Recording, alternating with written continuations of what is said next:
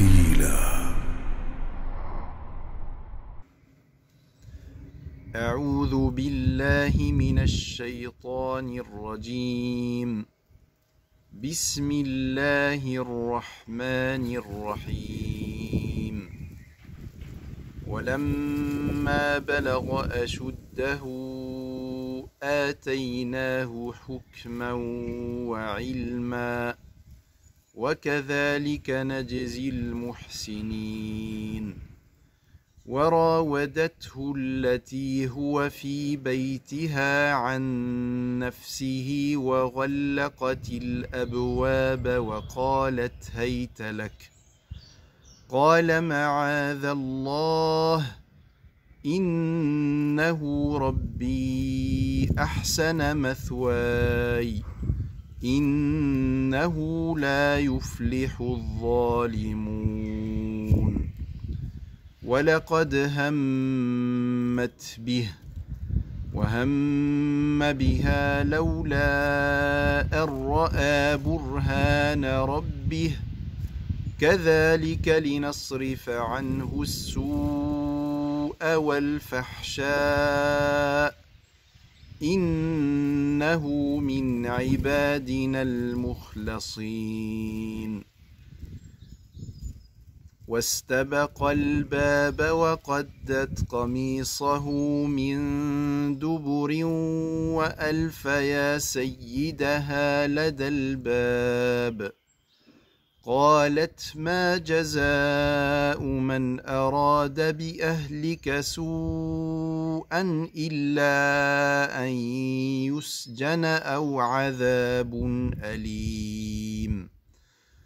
قال هي راودتني عن نفسي وشهد شاهد من أهلها إن كان قميصه قد من قبل فصدقت وهو من الكاذبين. وإن كان قميصه قد من دبر فكذبت وهو من الصادقين. فلما رأى قميصه قد من دبر قال إنه من كيدكن إن كيدكن عظيم. يوسف أعرض عن هذا واستغفري لذنبك إنك كنت من الخاطئين. صدق الله العظيم. ورتل القرآن ترتيلا.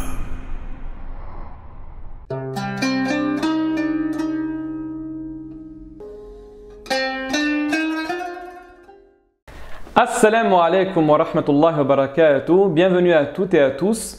Dans cette nouvelle série de vidéos, nous allons tenter d'expliquer les grands principes du droit musulman.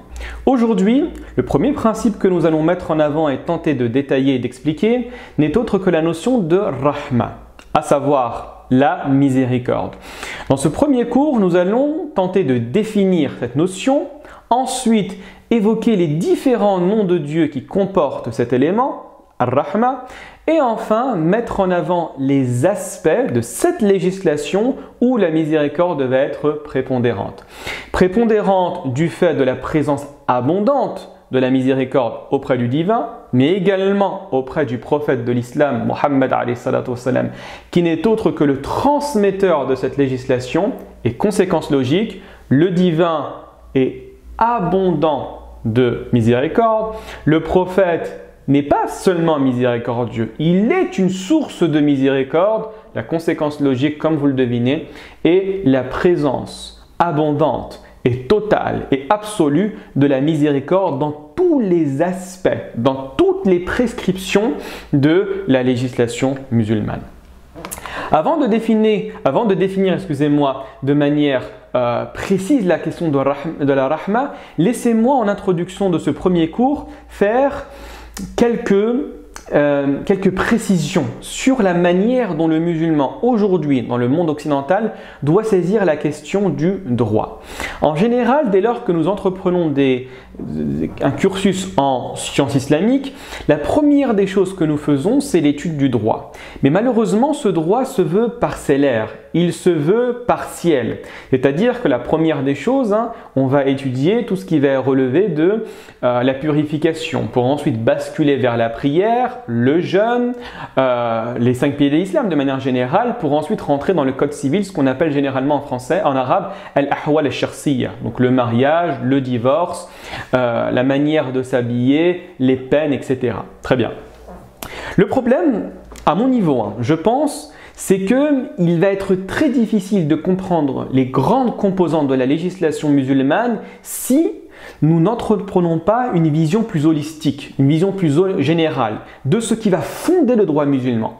Sur quelle base, sur quel pilier le droit musulman va se baser? Est-ce que le droit musulman va se baser sur une application stricte et rigoureuse?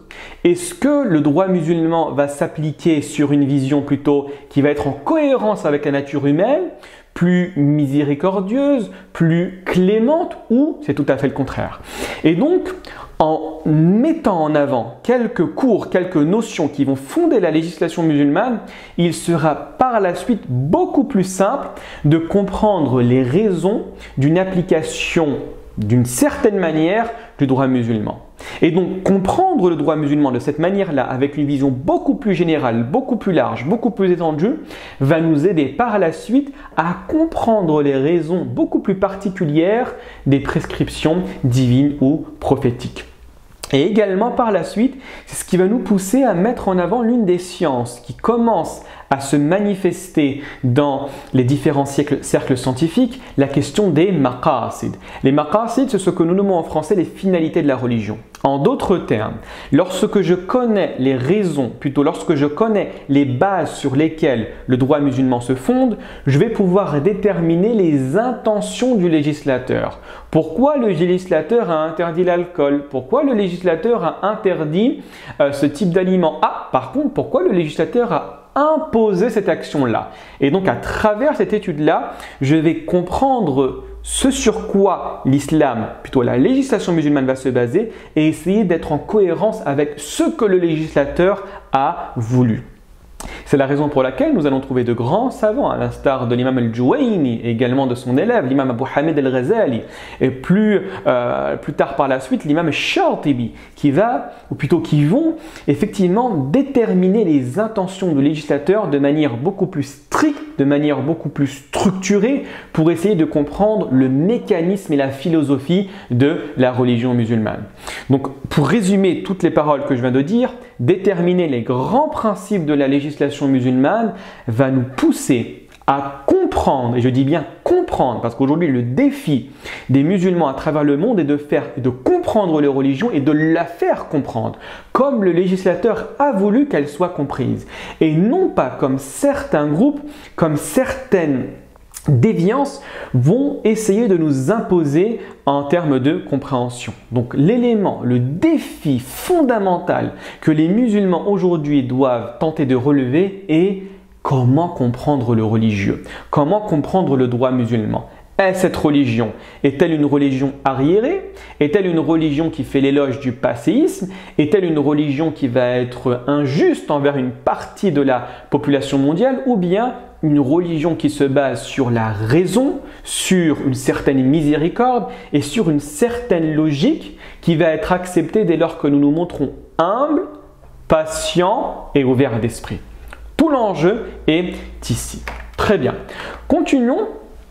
Le premier élément que j'ai envie de mettre en évidence aujourd'hui, c'est la notion de rahma, de miséricorde auprès des noms divins. Vous n'êtes pas sans savoir que lorsque nous lisons le texte coranique, nous retrouvons toujours ce que nous nommons la basmala. La basmala n'est autre que le Bismillahir-Rahmanir-Rahim qui va être l'ouverture de toutes les sourates du Coran à l'exception d'une, à savoir sourate Bara'a, la sourate numéro 9. Et on est aujourd'hui en droit de se poser, mais quelle est la raison du fait que le divin ait sélectionné ces deux noms, Ar-Rahman, Ar-Rahim, au début de chaque sourate? Pour pouvoir donner des éléments de réponse, laissez-moi tout d'abord essayer de tenter d'expliquer la signification de Rahman et la signification de Rahim. Dès lors que nous analysons ces deux termes, on se rend compte que, comme vous le savez, la langue arabe fonctionne selon un système de dérivation. En d'autres termes, la langue arabe va fonctionner selon, en général, un système trilitère. C'est-à-dire qu'il va toujours avoir 3 lettres à la base de la racine et à partir de ces 3 lettres-là, nous allons dériver le terme pour pouvoir lui donner d'autres et de nouvelles significations. Et là, en l'occurrence, dans le terme de Rahman et dans le terme de Rahim, le point commun entre les deux mots est Ar-Rahma, la racine Rahima qui signifie faire miséricorde. Mais par contre, on voit que la structure est différente. Vous avez tout d'abord Rahman et le deuxième, vous avez Rahim. Et quand on analyse le terme Rahman en langue arabe, on voit que c'est une structure qui est sous la forme fa'alan. Je n'ai pas envie de trop rentrer dans la technicité, désolé, mais c'est important. Et tout ce qui va être sous la forme fa'alan en arabe, on dit yadullu ala al-imtila, c'est-à-dire qu'il va évoquer une notion d'abondance, une notion de remplissage. C'est-à-dire que ici, ce qu'il faut comprendre dans le terme de Rahman, c'est celui qui va être rempli de miséricorde au point que cette dernière déborde. C'est la raison pour laquelle les savants de l'islam ont défini Ar-Rahman Dhu ar-rahmatil wasi'a, c'est-à-dire celui dont la miséricorde va toucher toute chose, en dépit des actions des êtres humains. Tandis que Ar-Rahim, c'est une miséricorde qui va être un peu plus spécifique, c'est-à-dire qu'elle va être dirigée uniquement vers les personnes qui ont cherché, qui ont demandé cette miséricorde. Donc Ar-Rahman, celui dont la miséricorde va toucher tout le monde, même si tu es l'ennemi de Dieu sur terre, la miséricorde de Dieu te touche. La miséricorde de Dieu t'atteint. Par contre, Ar-Rahim, c'est ce que disent les savants, Dhur rahmatil wasila. Ah, ici, faites attention. C'est celui dont la miséricorde va toucher, va atteindre qui? Ce sont les personnes qui ont fait cette demande-là. C'est la raison pour laquelle Dieu dans le Coran, dans la sourate Al-Ahzab, dit Wa kana bil mu'minina rahima. Et il est rahim, tout miséricordieux, très miséricordieux, envers qui? Envers al-mu'minin, littéralement envers ceux qui ont accepté le message de Dieu, à savoir les croyants. Donc ici, il y a deux notions qui vont se manifester, à savoir que Dieu est empli de miséricorde et que sa miséricorde va toucher les personnes qui ont demandé ces actions-là. Et donc là, la question qui est légitime à se poser, mais quelle est la raison pour laquelle Ar-Rahman Ar-Rahim est mentionné à chaque fois? C'est-à-dire que vous lisez la Fatiha, Bismillahir-Rahman-Ar-Rahim. Je débute la lecture de Sourate Al-Baqarah, Bismillahir-Rahman-Ar-Rahim. Jusqu'à la fin du Coran, Qul a'udhu bi rabbin nas, avec au début Bismillahir-Rahman-Ar-Rahim. Et donc ici, alors c'est une théorie qui, je pense, a une certaine part de vérité. Ici, partez du principe que vous n'avez pas vécu les instants de la révélation. Vous n'avez pas rencontré le prophète de l'islam, alayhi salatu wassalam. Vous ne connaissez pas Dieu. Mais Dieu va se manifester à vous à travers un texte. Et le texte, comme disait Ali ibn Abi Talib, c'est-à-dire qu'il va être dans une posture, dans un lieu, dans un cocon où les interprétations vont être multiples. D'accord ? Et donc ici, qu'est-ce qu'on va comprendre? On va comprendre que lorsque je vais lire le texte, je vais avoir certaines difficultés pour saisir la signification de certains mots du Coran. Vous savez que de manière générale, le Coran, il est divisé en deux grandes catégories. Une catégorie de textes qui sont extrêmement clairs, ce qu'on appelle al-ayat al-muhkamat, littéralement les versets extrêmement clairs, et vous avez ce qu'on appelle al-mutashabihat, c'est-à-dire des versets équivoques, ambigu, où la signification va être difficile et soumise à l'interprétation. Et donc ici, on peut se poser la question, mais comment définir un verset qui va être assez difficile? Un verset qui va être ouvert à l'interprétation. Est-ce que je vais l'interpréter d'une manière difficile ou bien une manière beaucoup plus ouverte, beaucoup plus tolérante? Eh bien, c'est à travers la lecture de Bismillahir-Rahman-Ar-Rahim. En d'autres termes, je vais interpréter ce verset qui porte à confusion. Comprenez, ici je parle au niveau de la technique, qui va porter à confusion dans le sens qui va être ouvert à l'interprétation, à la lumière de Ar-Rahman Ar-Rahim. À la lumière et à l'exemple que je donne souvent à mes étudiants, avec deux étudiants qui rentrent, deux collégiens qui rentrent du collège, et les deux reçoivent au même moment exactement le même texto. Rentre tout de suite à la maison. L'un des deux va pleurer, l'autre va sourire. Pourquoi? Parce que tu connais la personnalité, la nature et les caractéristiques de l'expéditeur. L'un, son père est très violent. Si tu as 2 minutes de retard, tu risques de passer un mauvais quart d'heure. Tandis que le deuxième, le père est extrêmement généreux. Le père est revenu de vacances et donc il souhaite lui offrir des cadeaux, le voir assez rapidement. Pourquoi les deux vont agir de manière totalement différente? À cause de leur connaissance précise de l'expéditeur, malgré que le texte soit identique. Et bien c'est exactement la même chose que nous allons retrouver dans le Coran. J'ai un verset difficile à saisir, qui me paraît assez ambigu. Ben, qu'est-ce que je dois faire? Je vais l'interpréter à la lumière de Dieu. Qui est-il? Le tout miséricordieux, le très miséricordieux. C'est la raison pour laquelle on verra par la suite que l'ensemble des prescriptions coraniques vont être touchées inexorablement par le caractère miséricordieux. Très bien, continuons. Deuxième des choses que j'ai envie de mettre en évidence, c'est lorsque Dieu parle de lui dans le texte coranique. Et il dit effectivement qu'il est Ar-Rahman, il dit qu'il est Ar-Rahim, mais également, et dans de nombreux versets, Dieu dit qu'il est miséricorde. Et ici, faites attention aux termes, soyez précis, le Coran est très précis. Dieu, malgré ce que certaines personnes prétendent, ici, Dieu n'a pas dit précisément, il l'a dit, mais il ne l'a pas dit à outrance comme il l'a dit avec la question de la miséricorde, que Dieu était amour. Pourquoi? Parce que la question de l'amour est limitée. Vous portez un amour envers une personne que vous estimez, une personne envers laquelle vous avez des sentiments, que vous appréciez. Et le contraire de l'amour est le dégoût, l'aversion. Donc en gros, vous allez agir convenablement envers des personnes que vous appréciez, mais vous n'allez pas nécessairement agir convenablement envers des personnes que vous n'acceptez pas, que vous portez pas en estime. Et donc vous allez être limité dans le bien que vous allez prodiguer. Tandis que la miséricorde est beaucoup plus large. La miséricorde est beaucoup plus importante. Miséricordieux, c'est être pris de pitié envers une personne, même si cette dernière est le pire ennemi qui puisse exister. Parce que je suis bon, je vais agir envers toi d'une bonne manière. Et comprenez cela de manière fondamentale. C'est fondamental à saisir, c'est très important. L'amour est limité, la miséricorde est beaucoup plus ouverte. Et donc, conséquence logique, si je suis miséricordieux envers la création, c'est que forcément je les aime. Ça, c'est fondamental à saisir. Regardez qu'est-ce que Dieu dit dans le Coran, dans la sourate Al-A'raf. وَقَالْ عَذَابِي أُصِيبُ بِهِ مَنْ أَشَاءُ وَرَحْمَتِي وَسِعَتْ كُلِّ شَيْءٍ. Dieu dit, je ferai que mon châtiment atteigne qui je veux. Et ici, la volonté de Dieu, comprenez bien cela, ici la volonté de Dieu va nécessairement avancer avec la sagesse divine et avec la justice divine. Dieu ne veut seulement ce qui est bon et la volonté de Dieu est constamment liée et corrélée à l'idée de justice. Par contre, lorsque Dieu parle de miséricorde, il dit « Wa rahmati wasi'at kulla shay » et ma miséricorde embrasse toute chose, c'est-à-dire qu'il n'y a absolument aucun rempart, aucune limitation, aucun obstacle à l'avancée de la miséricorde divine. Notion à méditer. Ensuite, parlons rapidement du prophète de l'islam, alayhi salatu wassalam. On peut se dire, oui, Dieu est miséricordieux, mais il envoie un prophète qui n'est pas miséricordieux. Alors ici, il est nécessaire d'étudier la méthodologie arabe pour pouvoir utiliser la métaphore. Lorsque Dieu, dans le Coran, parle du prophète Mohammed, alayhi salatu wassalam, il le qualifie avec énormément de qualificatifs et d'attributs qui sont liés à la miséricorde, c'est vrai. D'accord ?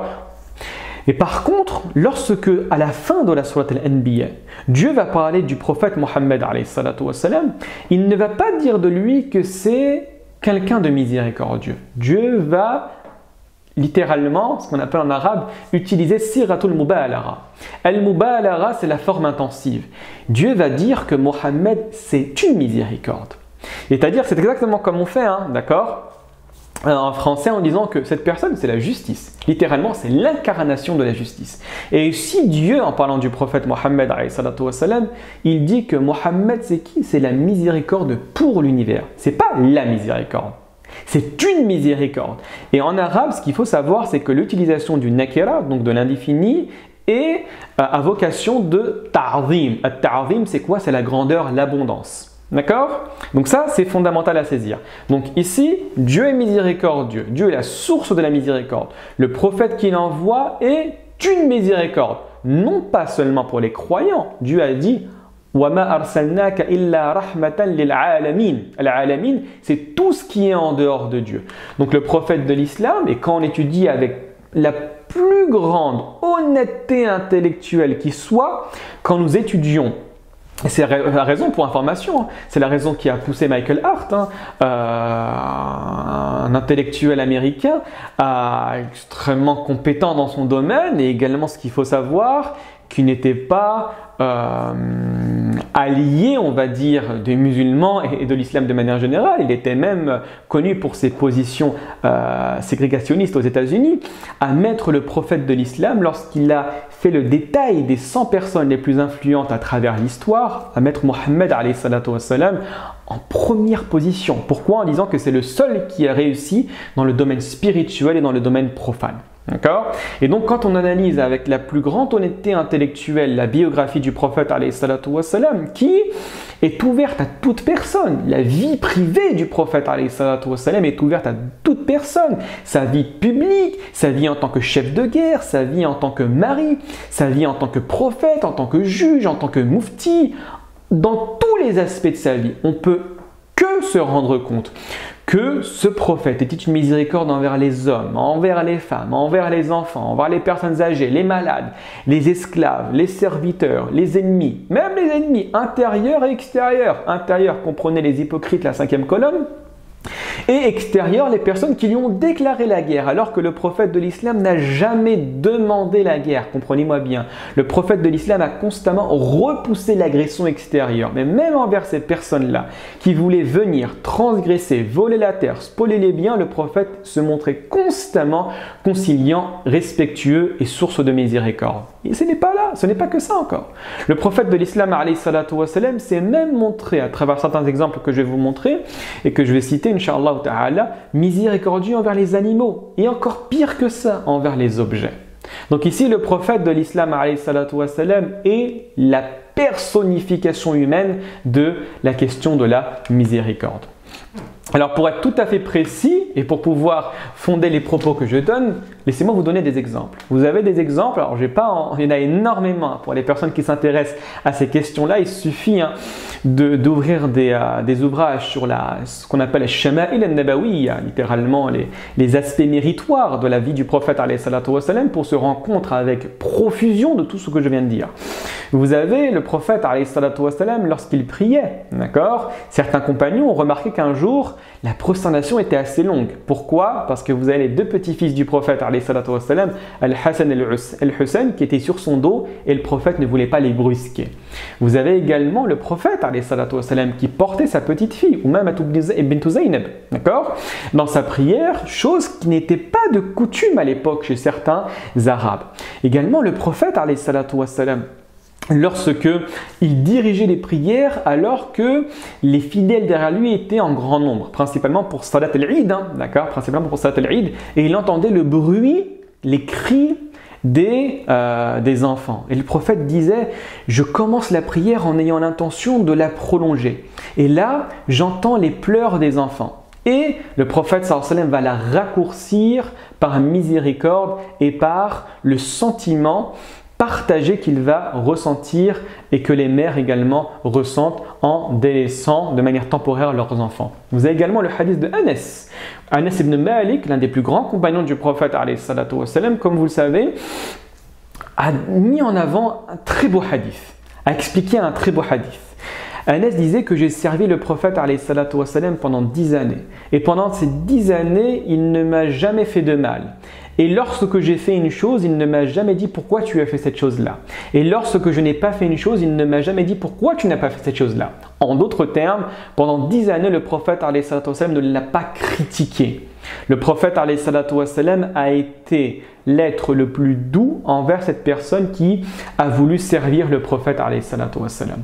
Également, l'un des hadiths les plus connus qui nous enjoint à prendre en charge les orphelins, le prophète sallallahu alayhi wa sallam dit Ana wa kafilul yatim kahatayn fil jannah. D'accord? Moi et le garant de l'orphelin, le responsable de l'orphelin, nous serons comme ces deux doigts au paradis. Donc ici, une demande implicite à prendre en considération les besoins, qu'ils soient matériaux ou bien affectifs, des orphelins. Et vous avez même une fois le prophète alayhi salatu wassalam qui est rentré dans un jardin et là il voit un chameau. Ce chameau-là, à la vue du prophète alayhi salatu wassalam, a commencé à pleurer. Le prophète est parti le voir alayhi salatu wassalam et il a entendu de ce chameau-là. Ensuite, il a demandé qui est le propriétaire de ce chameau. Un jeune parmi les Ansar s'est levé et a dit « Moi, je suis ».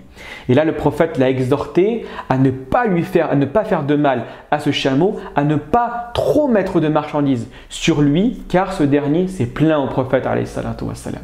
Fondamental à saisir. Même envers les objets. Vous avez un très beau hadith où initialement le prophète, il faut le savoir, alayhi salatu wassalam faisait ses prêches du vendredi sur un tronc de palmier, d'accord, sur un tronc de palmier coupé bien évidemment. Et là, on a apporté une nouvelle technique qui venait de l'Abyssinie, à savoir le minbar, que nous connaissons tous aujourd'hui dans les mosquées. Et dès que le prophète sallallahu alayhi wa sallam s'est mis sur le minbar, les gens ont commencé à entendre une voix. Et cette voix provenait du palmier. Pourquoi? Parce que le palmier a été délaissé par le prophète alayhi salam qui s'est mis maintenant sur le minbar. Le prophète est allé voir cet objet-là. Il l'a,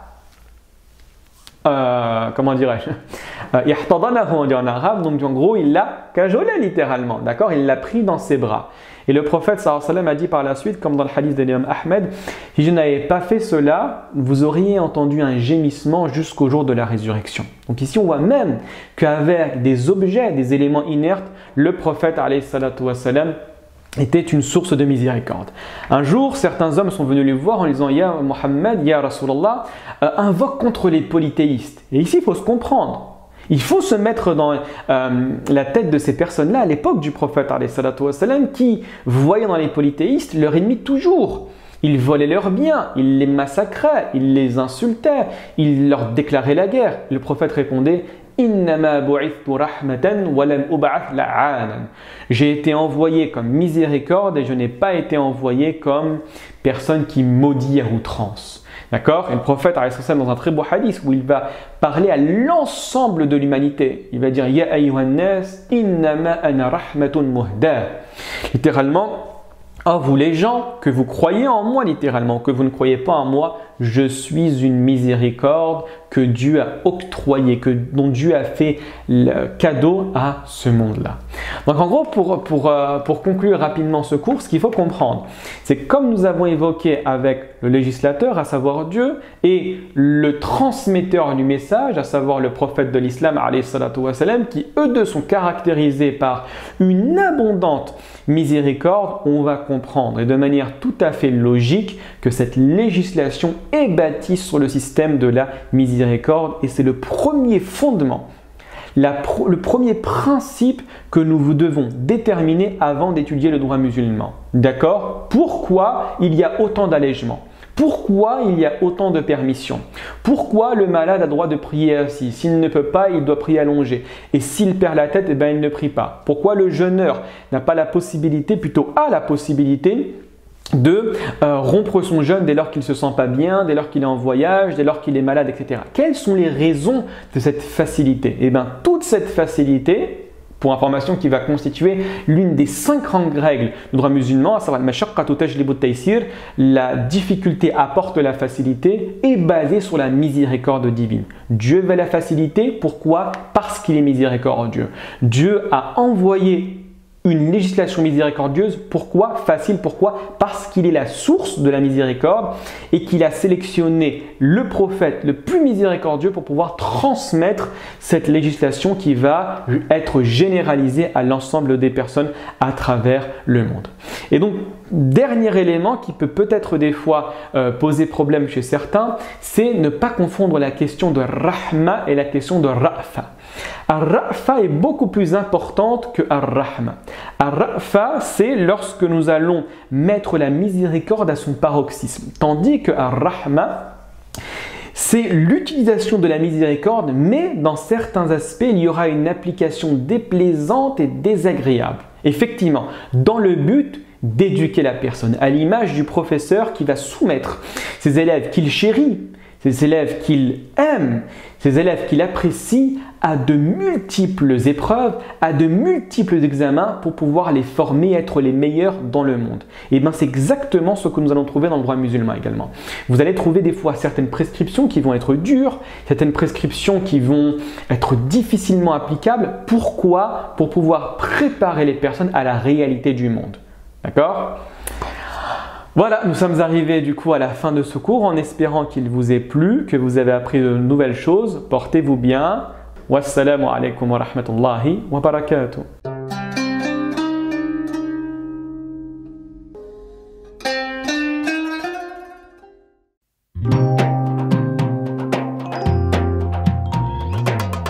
يا إمام الرسل يا سندي الله الله أنت بعد الله معتمدي فبدنياي وآخرتي الله الله يا رسول الله خذ بيدي وما رأت عين وليس ترى الله الله مثل طه في الورى بشرا خير من فوق السماء سرى الله الله طاهر الأخلاق والشيم إن تذكرنا أحبتنا الله الله وأهالينا وجيرتنا فأجاب الله دعوتنا الله الله وأعم الكل بالنعم يا إمام الرسل يا سندي الله الله أنت بعد الله معتمدي فبدنياي وآخرتي الله الله يا رسول الله خذ بيدي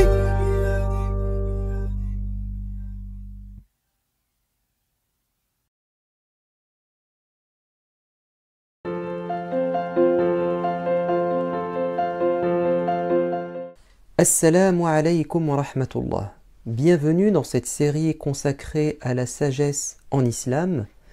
Nous avions dans une précédente vidéo, en guise d'introduction, clarifié la notion de sagesse. Aujourd'hui, je vous propose de nous plonger dans la sagesse du prophète en matière de religion. Comment était la pratique du messager de Dieu? Sa pratique de la religion était une pratique sage, donc modérée. Car la sagesse, c'est être capable d'être dans le juste milieu, c'est-à-dire s'écarter des extrêmes. Je vous propose d'écouter ces deux témoignages, ces deux hadiths, qui prouvent que le messager de Dieu était sage en matière religieuse. Il nous dit: la religion est aisance et facilité. Jamais quelqu'un ne cherchera à rivaliser de force avec la religion sans que la religion ne l'écrase. Ce qui signifie que notre approche de la religion doit être douce.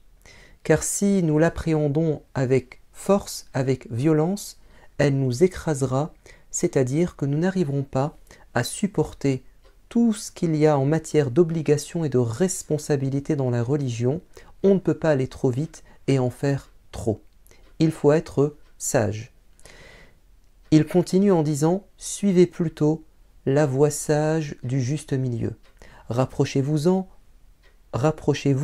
de la perfection avec douceur et soyez optimistes. Aidez-vous en cela par vos allées et venues à la mosquée le matin, le soir et aux dernières heures de la nuit. » C'est-à-dire durant les moments où il y a de la fraîcheur.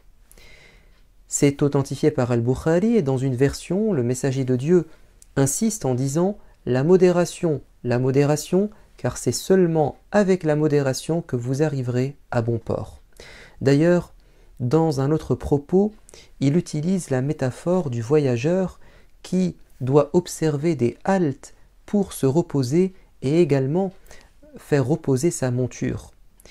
Car si il ne prend pas du temps pour lui-même et pour son moyen de locomotion, il n'arrivera pas à destination. Il ne faut pas courir trop vite, il faut partir à point et se connaître et connaître ses limites. Ça renvoie à notre santé, mais aussi à ceux qui nous accompagnent dans ce chemin, ça peut être notre famille. Dans un autre propos, cette fois-ci, il s'agit d'un témoignage de Aïcha. Elle nous livre qu'elle était un jour dans sa demeure avec une femme. Le messager de Dieu l'interrogera sur son identité et elle de répondre que c'est une femme qui est connue pour sa dévotion, son zèle, et qu'elle lui a évoqué ses nombreuses prières. Et là, le prophète fait ce commentaire: « Ne vous surchargez point ainsi, car on ne vous a imposé que ce que vous pouvez supporter dans la religion. N'en faites pas trop. Par Dieu, Dieu ne se lasse de vous récompenser jusqu'à ce que vous vous lassiez vous-même de l'adorer. Dieu ne nous récompense que si nous l'adorons avec plaisir, avec une bonne intention. Si la religion devient un fardeau, une souffrance et qu'on agit à contre-cœur, ça n'a plus d'intérêt. La meilleure façon, nous dit le prophète, d'adorer Dieu est pour lui ce que vous faites avec persévérance. C'est-à-dire que la meilleure voie à suivre est celle de l'endurance, donc de la modération. Un jour, le messager de Dieu avait remarqué qu'entre deux poteaux de la mosquée, il y avait une corde suspendue. On lui dira qu'il s'agit de son épouse Zaynab qui veillait la nuit en prière et lorsqu'elle sentait une fatigue trop pesante, elle s'appuyait sur cette corde pour rester debout. Et là, le prophète va dire « Non, non, ne faites pas ça. Quand vous ressentez de la fatigue, allez vous coucher, allez dormir. » Et il dira également qu'il se peut qu'une personne, à cause de la fatigue, demande à Dieu la malédiction alors qu'il voulait lui demander en prosternation le pardon. Également, le prophète, alayhi salatu wassalam, c'est Aïcha qui lui révèle ça, on l'informe que 3 hommes s'étaient engagés pour se rapprocher de Dieu. L'un d'entre eux va s'engager à ne jamais rompre son jeûne, à jeûner toute sa vie. L'autre dira « Moi, je ne dormirai jamais la nuit, je veillerai en prière. » Et le troisième de dire « Quant à moi, je ne me marierai jamais. » Et le prophète va réagir avec fermeté en disant « Moi qui suis votre exemple en termes de sagesse, en termes de piété, je suis la meilleure voie à suivre. Parfois je jeûne et parfois je ne jeûne pas. Parfois je veille en prière mais parfois je dors. Et je suis marié. Voici ma sunna, voici ma voie. Celui qui s'en écarte ne fait pas partie de ma communauté. » Voilà comment était le prophète dans sa pratique de la religion. Également, le messager de Dieu avait choisi la facilité dans ce qu'il voulait imposer à sa communauté en termes de pratique. Nous avons de nombreuses paroles qui nous l'indiquent. Par exemple, le messager de Dieu dit « Si ce n'était ma crainte de mettre ma communauté dans la gêne, je leur aurais imposé après chaque ablution, c'est-à-dire avant chaque prière, de se brosser les dents. Mais finalement, je me suis rétracté par sagesse. Il dira également, si ce n'était ma crainte de mettre ma communauté dans la gêne, j'aurais prié la prière de l'Aïcha à cette heure-ci, où je leur aurais demandé d'accomplir la dernière prière de la journée à cette heure tardive. Mais il a délaissé cette heure tardive, qui est la meilleure heure du Aïcha, pour ne pas mettre les gens dans la gêne. Également, le messager de Dieu va délaisser la prière du Tarawih, c'est-à-dire ces veillées nocturnes durant les nuits du Ramadan, dans la mosquée, afin que les gens ne pensent pas que c'est une obligation, afin que ça ne soit pas imposé. Également, le prophète, d'après le témoignage de Anas ibn Malik, il lui arrivait parfois de vouloir prolonger sa prière, mais il finit par la raccourcir car il entend un enfant pleurer, il a pitié pour lui et pour sa mère, et donc il raccourcit sa prière. C'est ça la voie de la sagesse. Il dira d'ailleurs aux imams, lorsque vous priez en groupe et que vous dirigez la prière, alors soyez modérés, soyez sages, raccourcissez-la, car vous avez derrière vous des gens malades, des gens âgés, peut-être des enfants et des gens occupés. Mais quand vous priez seul, priez aussi longtemps que vous le désirez. Et c'est ça la sagesse. Également, le messager de Dieu s'est montré extrêmement sage lorsqu'il était consulté, lorsqu'on venait lui demander des conseils en termes de pratique de la religion. À chaque fois, il adaptait sa réponse à l'interlocuteur, en fonction de ses compétences, en fonction de ses possibilités, de ses opportunités. Un homme a dit « Ya Rasulallah, indique-moi la meilleure œuvre, celle que Dieu aime le plus ». Il lui répondra « c'est de prier la prière à sa première heure ». Il dira à un autre compagnon « c'est le fait de combattre dans la voie de Dieu, c'est-à-dire de faire preuve de résistance, de se battre pour une noble cause, le jihad. Mais quand il a reçu un jour un homme qui voulait s'enrôler dans l'armée, il lui dira « as-tu des parents? Dans quel état les as-tu laissés ?»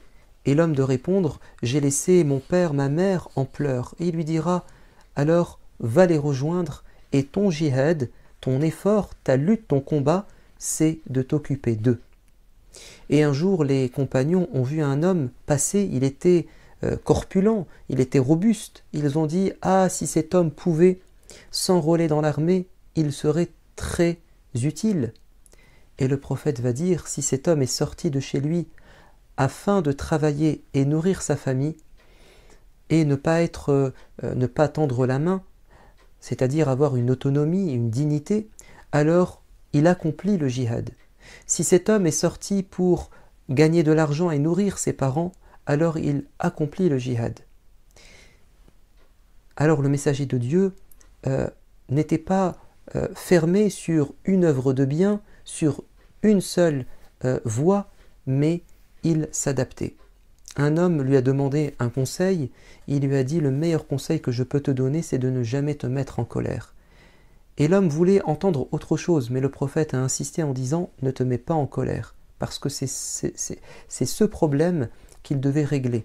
C'était ça qu'il devait absolument faire, qui était urgent dans son cas précis. Il a pu indiquer à certaines personnes, comme œuvre de bien, de dépenser leur argent, parce qu'ils étaient riches. De même qu'il a pu parfois indiquer à des personnes de rechercher le savoir, parce que c'était vraiment la voie qui leur était facilitée. Le messager de Dieu a pu émettre des avis juridiques, on dit des fatwas. Quand on est consulté sur un cas précis, on adapte sa réponse. Et le messager de Dieu a donné des réponses très pertinentes, très sages. Par exemple, un homme lui a dit « Est-ce que durant la journée de jeûne, je peux embrasser mon épouse ?»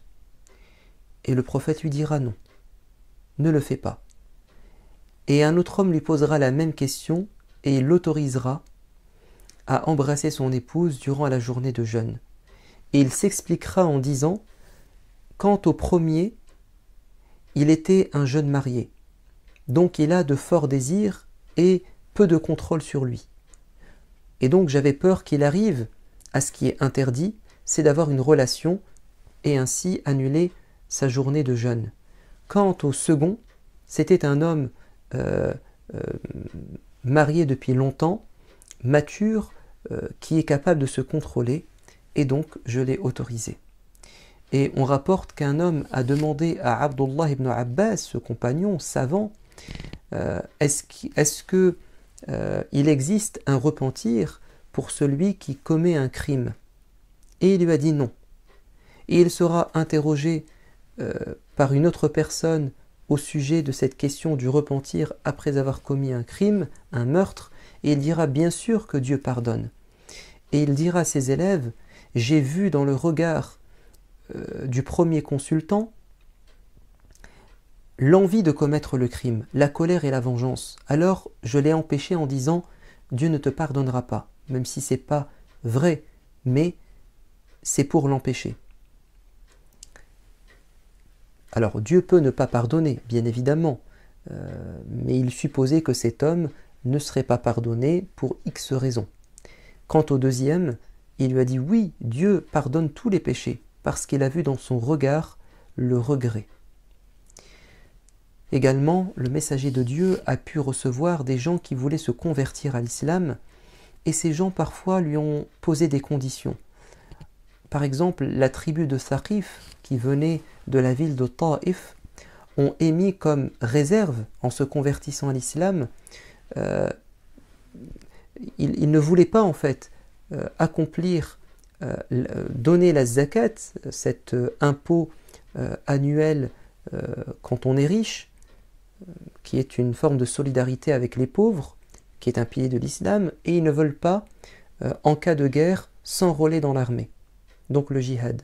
Et le messager de Dieu a accepté leur conversion à l'islam, même s'ils devaient délaisser ces deux obligations. Et ça a étonné évidemment les compagnons, mais il leur répondra, ne vous inquiétez pas, quand ils seront croyants, donc quand la foi pénétrera leur cœur, ils finiront par tout pratiquer de l'islam. Il faut y aller doucement et sûrement, et refuser leur conversion à l'islam pour ces deux raisons, c'est un manque de sagesse. Il est rapporté dans le livre d'un grand savant, il me semble que c'est Cheikh al-Qardawi, dans son livre sur la purification, que dans une ville, enfin un pays plutôt de l'Asie, peut-être l'Inde, une tribu est venue interroger un savant musulman sur l'islam. Et ils ont été intéressés par cette religion, mais ils ont dit quelles sont les conditions pour y adhérer. Et parmi les conditions qu'il citera, la circoncision pour les hommes. Et cela les a poussés à être réticents. Ils ont dit, mais on ne veut pas de cela. Et il leur a dit, c'est ça ou rien. Et ils finiront par refuser. Et c'est un manque de sagesse de la part de ce savant que d'avoir, de vouloir tout leur imposer. Et d'ailleurs, sur cette question, il y a divergence. Mais quand bien même ça serait obligatoire, il a été, insensé, voire même assez stupide, en leur imposant, en mettant comme condition pour devenir musulman, absolument de s'attacher à cette pratique. C'est un manque de sagesse. Également, un homme, en se convertissant à l'islam, a demandé au prophète de ne pratiquer que 2 prières par jour, et non pas 5. Et le prophète va accepter. Et il dira également, il finira par tout pratiquer plus tard. Donc il faut y aller doucement avec les gens et s'adapter à leur cas personnel. Je termine en disant que le prophète, alayhi salatu wassalam, s'il a été si sage dans sa pratique de la religion, c'est parce que lui-même a vécu cette pratique. Je veux dire par là que Allah Azza wa Jal, son Seigneur, lui a enseigné cette sagesse lorsqu'il lui a imposé la religion ou les pratiques de la religion de manière progressive, lui et ses compagnons. Nous savons que le Coran a été révélé en 23 ans et que Dieu y a été doucement avec les premiers musulmans et avec son prophète, en fonction du contexte, en fonction de l'évolution des événements et des situations. Aïcha dit par exemple, si les premiers versets avoir été révélés lors de la période de la Mecque, c'était les versets qui interdisent l'alcool et les relations hors mariage, cela aurait freiné beaucoup de gens à adhérer à l'islam. Mais les premiers versets à avoir été révélés, ce sont ceux des petites sourates de la fin du Coran qui insistent sur la foi, le paradis, l'enfer. Donc notre Seigneur a fait preuve de sagesse et notre prophète également, puisqu'il a été éduqué par Dieu. Je vous dis à bientôt pour un nouvel épisode sur la sagesse du prophète de l'islam dans un autre champ, un autre domaine que celui de la religion. Wassalamu alaikum wa rahmatullah.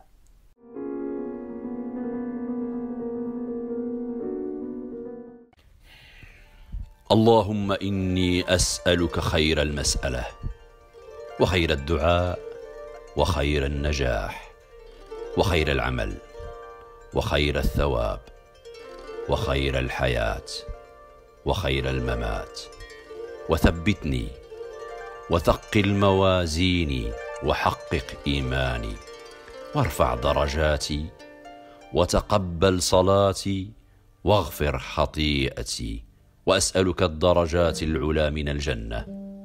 اللهم إني أسألك فواتح الخير وخواتمه وجوامعه وأوله وظاهره وباطنه والدرجات العلى من الجنة، آمين.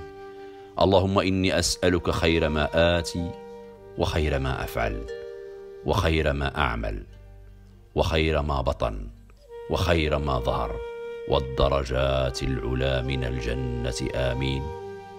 اللهم إني أسألك أن ترفع ذكري وتضع وزري وتصلح أمري وتطهر قلبي وتحصن فرجي وتنور قلبي وتغفر لي ذنبي، وأسألك الدرجات العلى من الجنة، آمين. اللهم إني أسألك أن تبارك في نفسي وفي سمعي وفي بصري وفي روحي وفي خلقي وفي خلقي وفي أهلي وفي محياي وفي مماتي وفي عملي، فتقبل حسناتي، وأسألك الدرجات العلى من الجنة، آمين. اللهم لك الحمد، أنت نور السماوات والأرض ومن فيهن، ولك الحمد. أنت قيوم السماوات والأرض ومن فيهن، ولك الحمد.